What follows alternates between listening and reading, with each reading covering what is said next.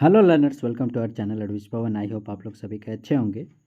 आज हम लोग क्लास 9 से रिलेटेड जो प्रोजेक्ट रेल के तहत आप लोगों का सितंबर में वीकली टेस्ट लिया गया, उसी से रिलेटेड क्वेश्चंस और उसके आंसर्स का डिस्कशन आज हम लोग करने वाले हैं, जो कि Jharkhand council of educational research and training की ओर से जारी किया गया था। ठीक है, तो आइए हम लोग एक एक करके सारे क्वेश्चंस को सॉल्व करते हैं। Question number 1. Why did Albert Einstein write a public missive to the UN? UN that means UN stands for United Nation. ठीक है, तो यूनाइटेड नेशन को जो है अल्बर्ट आइंस्टीन ने एक पब्लिक मिसिव, एक लेटर टाइप का क्यों लिखा? ठीक है, तो option A, he wanted to propose the theory, his theory in the UN, या फिर he wanted to get the membership of the UN. ठीक है, वो अपनी थ्योरी को यूएन में प्रपोज कराना चाहते थे या फिर मेंबरशिप यूएन की लेना चाहते थे। He was moved by the world destruction, या फिर ये जो मतलब न्यूक्लियर पावर है, इससे जो है वो मूव कर गए विश्व की तबाही को देखते हुए, मतलब अपना साइड कर लिए ऐसा करके। और लास्ट ऑप्शन है, ही was in favour of the world government. ठीक है, तो यही वाला ऑप्शन जो है आप लोगों का सही होगा। ही was in favour of the world government. Actually में अल्बर्ट आइंस्टीन जो है, देखिएगा चैप्टर का नाम ही है ट्रूली ब्यूटीफुल माइंड। ठीक है, दैट मीन्स क्या, वो माइंड जो नॉलेज है, साथ ही साथ पॉजिटिव नॉलेज है।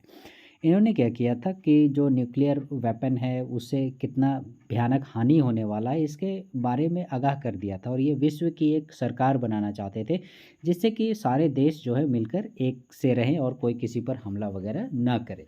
तो यही है इसका right answer, he was in favour of the world government, यानी option number D.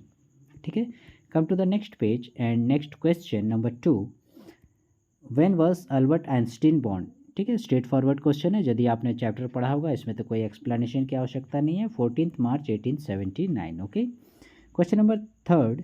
Which famous paper of Einstein is said to be have been published in 1905? ठीक है, तो 1905 में जो है इनका कौन सा फेमस पेपर जो है पब्लिश हुआ था? तो देखिएगा इसके ऑप्शंस में पहले तो ये न्यूटन का सी वाला ऑप्शन को हटा दीजिए, डी को भी हटा दीजिए, क्योंकि दोनों न्यूटन से रिलेटेड है। ये दोनों तो होंगे ही नहीं, क्योंकि हमारा आइंस्टीन से रिलेटेड क्वेश्चन पूछ रहा है। ठीक है, तो जो दो ऑप्शंस बच गए, special theory of relativity and general theory of relativity.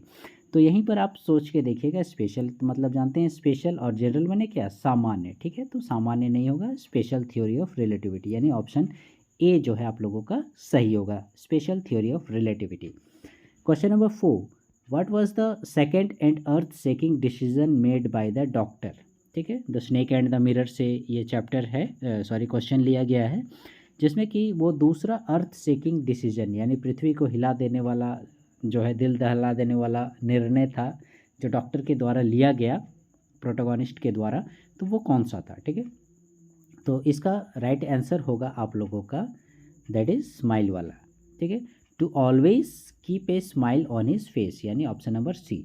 देखिएगा ये जो मैरी वाला है, स्लिम गर्ल और फैट गर्ल, ये दोनों नहीं होंगे, क्योंकि ये बाद में डिसीजन लेता है। ठीक है, पहले वो तो स्मार्ट दिखेगा, कितना खूबसूरत दिखता है ऐसा करके, और हमेशा वो अपने चेहरे पर स्माइल रखेगा ऐसा करके वो डिसीजन लेता है। ठीक है, to always keep a smile on his face, यानी ऑप्शन सी आपका करेक्ट है।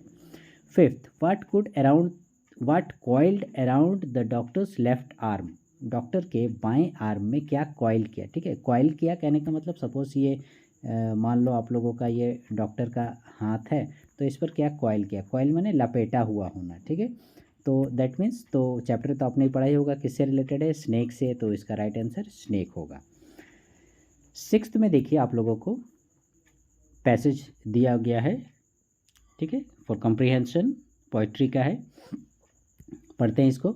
आई will arise and go now, मैं उठूँगा और जाऊँगा, for always night and day, हमेशा के लिए, दिन रात। ठीक है, I hear the lake water lapping with low sounds, मैं सुनता हूँ लेक वाटर, लेक यानी क्या, झील, झील के पानी को वो लैप करता है। ठीक है, मतलब उसकी लहरें जो होती है वो आवाज़ करती हैं हवा में। ठीक है, बाय द शोर, किनारे पर, while I stand on the roadway, ठीक है, जबकि मैं सड़क किनारे खड़ा होऊंगा, और ऑन द पेमेंट्स ग्रे, या फिर जो फुटपाथ रास्ता वगैरह होता है वहाँ पर, I hear it in the deep heart's score.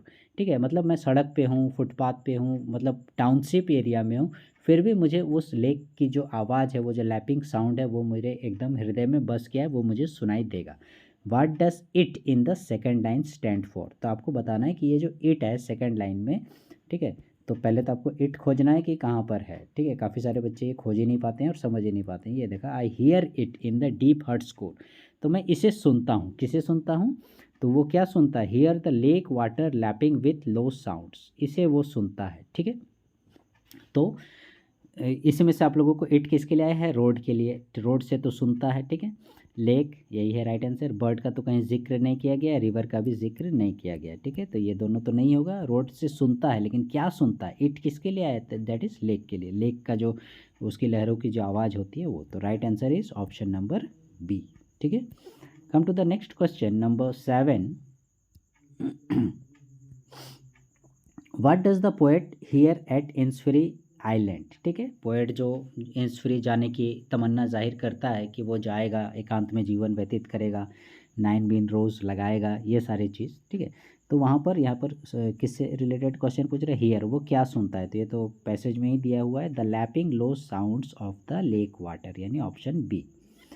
8 according to poem a legend of the northland, ये जो लीजेंड ऑफ नॉर्थलैंड है जिसमें वो कठफोड़वा बन जाता है वुड पिकर और फिर वो केक की डिमांड करता है, तो who came to the door of a cottage, यानी वो केक कौन मांगता है? उस बूढ़ी महिला के पास कौन पहुंचता है उसके कॉटेज पर? तो a girl, Saint Peter, children, women. तो राइट आंसर क्या होगा? सेंट पीटर, यानी option number B is your correct answer, ठीक है, Saint Peter. Next 9 Ishwaran had an amazing capacity, what was it? Ishwaran के पास एक अद्भुत क्षमता थी, वो क्या थी? ठीक है, falling down from big trees, बड़े बड़े पेड़ों से गिर जाना, ये तो कोई कैपेसिटी नहीं है भाई, बड़े पेड़ से गिर जाना। Then telling lies and stealing goods, झूठ बोलना और सामान चुराना, कभी नहीं उसने चोरी किया था चैप्टर में। Cheating shopkeepers in the neighbourhood, पड़ोसियों के जो पड़ोस के जो शॉपकीपर्स हैं उनको चीट करना, ये भी नहीं। तो राइट, एक ही बच गया, right answer option number B, ठीक है। ऑप्शन नंबर बी क्या बोलता है कि प्रोड्यूसिंग वेजिटेबल्स, ठीक है, and cooking ingredients seemingly out of nowhere, यानी इसमें ऐसी कैपेसिटी थी ईश्वरन में कि ये जो है कहीं से भी, मतलब बंजर ज़मीन, पथरीली ज़मीन, साइट एरिया जहाँ पर इन लोग का काम चलते रहता है, वैसी जगह पर भी ये वेजिटेबल उगा देता था, ठीक है। दूसरा चीज़, वो मतलब बहुत भयानक टाइप से, मैं भयानक नहीं, मतलब बहुत ही खूबसूरती से वो रेसिपीज़ वगैरह, तरह तरह के व्यंजन वगैरह ये सब बनाने जानता था, जबकि उसके पास कोई भी संसाधन ना हो, ठीक है, कोई भी सुविधा ना हो, और वो तैयार कर देता था बहुत अच्छा खाना, ठीक है। तो right answer option number B. Next question number 10 how did the guru save his disciple in the kingdom of fools? Kingdom of fools, मूर्खों का साम्राज्य, जो चैप्टर है, इसमें जो है गुरु ने सेव किया, किसको सेव किया? डिसिपल को, चेला को। याद करो, चेला जो है एकदम खा खा के मोटा ताज़ा हो गया था, तो उसको एकदम वो फांसी में फिट बैठ गया, तो राजा ने आदेश दे दिया, जाओ भाई इसको फांसी दे दो, ऐसा करके। तो मतलब गुरु ने कैसे बचाया उस चेला को? तो इसका राइट आंसर जो है आप लोगों का पहला वाला ही होगा, the Guru created a mystery, ठीक है, उसने एक मिस्ट्री, एक रहस्य जो है बनाया, ठीक है, एक कहानी बनाई, दैट मीन्स झूठी कहानी, और चेला के कान में फुसफुसाया और बोला ऐसे ऐसे करना, and expressed his desire to die, और मरने की इच्छा जाहिर की, और उसने ये कहानी बताया, क्या मिस्ट्री बताया, क्या रहस्य बताया, कि जो पहले मरेगा वो अगले जन्म में यहाँ का राजा बनेगा, और जो सेकंड में बनेगा वो यहाँ का मंत्री बनेगा, इसलिए हम लोग पहले मरना चाह रहे हैं, ठीक है। तो यही मिस्ट्री उसने क्रिएट की, मिस्ट्री, ठीक है। देखिएगा, उसने प्राइस नहीं दिया था, बाउंटी नहीं दिया था, इम्प्रेस भी नहीं करने की कोशिश की, तो right answer option number A. Next question number 11, ये ग्रामेटिकल पोर्शन आ गया आप लोगों का, देखिएगा। तो India dash freedom in 1947, get, getting, gets और गॉट, तो राइट आंसर गॉट, ठीक है, पास्ट में है, इंडिया गॉट फ्रीडम 1947, पहले की बात हो रही है, तो गॉट, ठीक है। Second 12 she found that the baby dash bitterly, ठीक है, वह पाती है, कोई महिला है, ठीक है, वह पाती है, क्या पाती है? That the baby dash bitterly, bitterly मैंने होता है बुरी तरह से, ठीक है, बिटरली मीन्स क्या होता है? बुरी तरह से, ठीक है।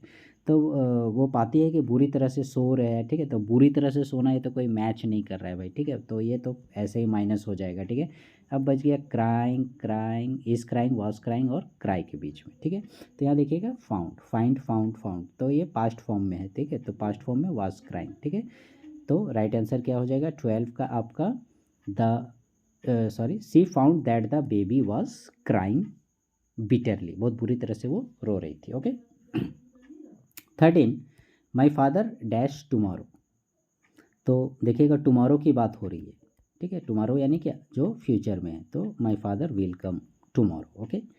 14 for millions of years nature has dash us everything to live, ठीक है। देखिएगा मिलियंस ऑफ ईयर्स से चला आ रहा है, मतलब पीछे के समय से चला रहा है, तो nature has provided us everything to live, हमेशा मतलब वो प्रोवाइड कराते आया है, ठीक है। Then the ecosystem helps us with agriculture and in growing, option number B, ठीक है, क्रॉप्स एंड वेजिटेबल्स, ठीक है। क्वेश्चन क्या बोल रहा है कि जो हमारा इकोसिस्टम है, जो हमारा पारिस्थितिकी है, पारितंत्र है, ये हमेशा हमें हेल्प करते आया है, क्या चीज़ में, विथ एग्रीकल्चर, कृषि के साथ, और साथ ही साथ ग्रोइंग यानी उपजाने में, ये कंटिन्यूअस है, ठीक है। क्या चीज़ में, उपजाने में, क्रॉप्स और वेजिटेबल यानी अनाज और सब्जियाँ, ठीक है। Next question number 16 and the last one, humans were served by the environments in several ways and are still dash nature for various personal uses, तो यहाँ पर हो जाएगा यूजिंग, जनरली यूज़ का हम लोग जो यूज़ स्टिल देखिएगा यहाँ पर है, humans were served by the environments in several ways and are still using, ठीक है। स्टिल का जो है हम लोग जनरली कंटिन्यूस में यूज करते हैं, ठीक है। तो कंटिन्यूस में क्या होगा, ing होगा, तो are still using nature for various personal uses, ठीक है। 16, तो ये थे आप लोगों के 16 MCQs जो कि प्रोजेक्ट रेल से रिलेटेड है, ठीक है। नेक्स्ट मंथ में जो आप लोगों का एग्ज़ाम होगा उससे रिलेटेड भी क्वेश्चंस के सॉल्यूशंस एक्सप्लेनेशन के साथ आप लोग के सामने प्रेजेंट किए जाएंगे। So learners please wait for the next video and please stay connected with our channel Always Pawan and please like, share, subscribe our channel. Thank you.